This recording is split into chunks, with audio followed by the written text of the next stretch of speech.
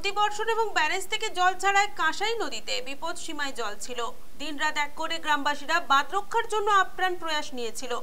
অবশেষে সর্বচেষ্টাই বৃথা হলো পূর্ব মেদিনীপুরের পাঁশকুড়া এলাকায়।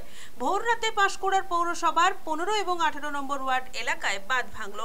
বাঁধ ভাঙে প্লাবিত বেশ কয়েকটি এলাকা।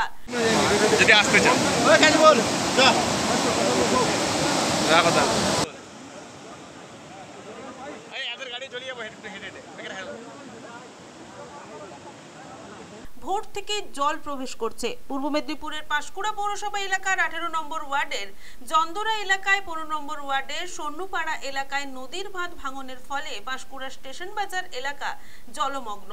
হুহু গতিতে একাধিক গ্রাম ও পৌর এলাকায় ঢুকছে বন্যার জল। আতঙ্কে ঘর ছাড়া স্থানীয় মানুষজনেরা। এনডিআরএফ এর টিম ঘটনাস্থলে পৌঁছেছে। একদম 15 থেকে শুরু করে 7, 8, 9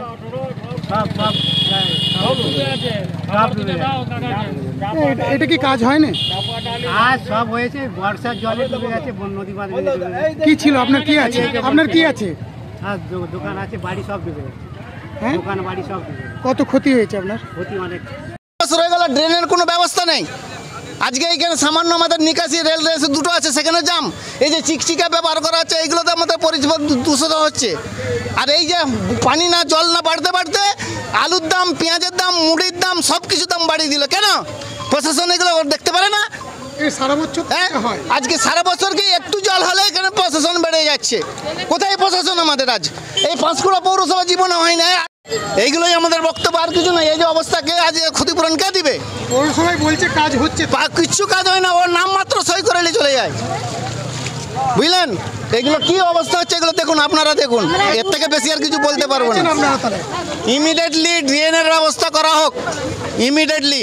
আর ইমিডিয়েটলি চিকচিকা যে ব্যবহার হচ্ছে মার্কেটে, সেইগুলো ব্যবহার মানে সেইগুলোকে বন্ধ করার মানে শীঘ্রই তার প্রতিক্রিয়া নেওয়া হোক।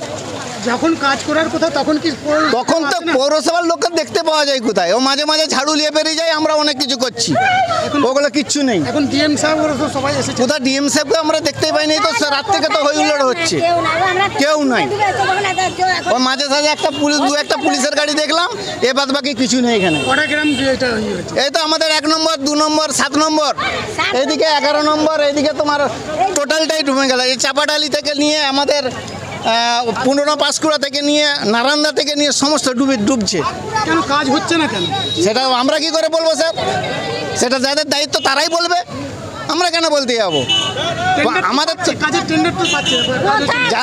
যারা টেন্ডার পাচ্ছে, কিভাবে করছে না করছে তাদের ব্যাপার। এখানে পৌরসভার ব্যাপার আছে। এখানে আমরা জনসাধারণ মানুষ কেমনভাবে বলতে পারবো? আমরা কি সেগুলোকে লক্ষ্য রাখতে পারবো? ওগুলো প্রশাসনের কাজ, যারা আছে দায়িত্বশীল আছে তিনাদের কাজ ওগুলো, আমাদের তো নয়। এর থেকে বেশি আর কিছু বলতে পারবো না স্যার। ইমিডিয়েটলি এগুলো পরিষ্কার করার ব্যবস্থা নেই। আর সবথেকে বড় জিনিস, আজকে জাম হওয়ার কারণ যে বিভিন্ন মার্কেটে পলিথিন যে ব্যবহারটা হচ্ছে, ড্রেনের মুখগুলো জাম হয়ে যাচ্ছে। যেমন আমাদের কারশেড থেকে নিয়ে যে জল নিকাশিটা আছে, আমাদের যে 1 নম্বর 2 নম্বর মিলে যে জল নিকাশিটা আছে, ওখানেও পেপারে সমস্ত জাম হয়ে যাচ্ছে। এগুলো তো পরিবেশ দূষণ হচ্ছে না? ওইগুলো অতিরিক্ত ইমিডিয়েটলি ওগুলো বন্ধ করার দরকার আছে। এখন বহু ক্ষতিগ্রস্ত হয়েছে অনাহার মানুষ, মানে যাদের নিচু দপ্তরে রয়েছে, গরিব নিম্নস্তর মানুষরা, তারা কিন্তু অনেক অসহায় রয়েছে। ঠিক আছে, আমার নাম শেখ আবদুল্লাহ। এটা পাঁশকুড়া আমাদের bus stand, new bus stand এবং রেলওয়ে স্টেশন, পাঁশকুড়া জংশন।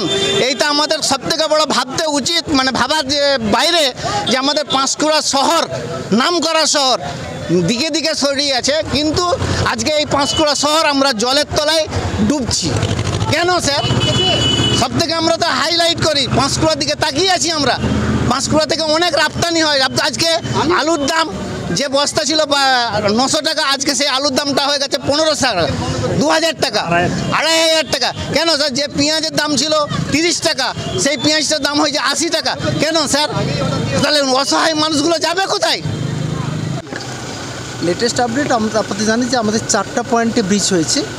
তার মধ্যে ম্যাক্সিমাম পাঁশকুড়া মিউনিসিপ্যালিটির সবচেয়ে বেশি আমার যেটা ইফেক্ট হয়েছে সেটা হচ্ছে ওয়ার্ড নম্বর 15 আর 18। আর গ্রাম পঞ্চায়েতে 5টা ব্লকের 5টা গ্রাম পঞ্চায়েত এরিয়া। ফলে সেখানে আমরা অলরেডি শিফটিং রেস্কিউ অপারেশন হয়ে গেছে। এনডিআরএফ টিমকে আমরা ডিপ্লয় করে দিচ্ছি, এসডিএফ টিমকে ডিপ্লয় করে দিচ্ছি। আমরা অনেক কান্ট্রি বোর্ড নিয়ে এসেছি, সেই কান্ট্রি বোর্ডকে প্লেস করে দিয়েছি। আমরা বিভিন্ন জায়গায় যেখানে যেখানে মানুষ উঠেছে সেখানে আমরা ওয়াটার পাউচ, খাওয়ার সব আমরা পাঠাচ্ছি, ট্রিপল পাঠাচ্ছি। ফলে আমাদের এই মেকানিজমটা তৈরি হয়ে গেছে, ফলে ডিস্ট্রিবিউশন মেকানিজমটা। ফলে এখন আমাদের লোক বিভিন্ন পয়েন্টে আছে, ফলে এখন আমরা এই কাজগুলো করছি। দেখুন, আমরা তুলেছি প্রায় 3 থেকে 3.5 লোককে বিভিন্ন জায়গায় তুলেছি। এছাড়া মানুষ নিজের বাড়িতে রয়েছে, 2তলা বাড়ি, 3তলা বাড়ি তারাও রয়েছে।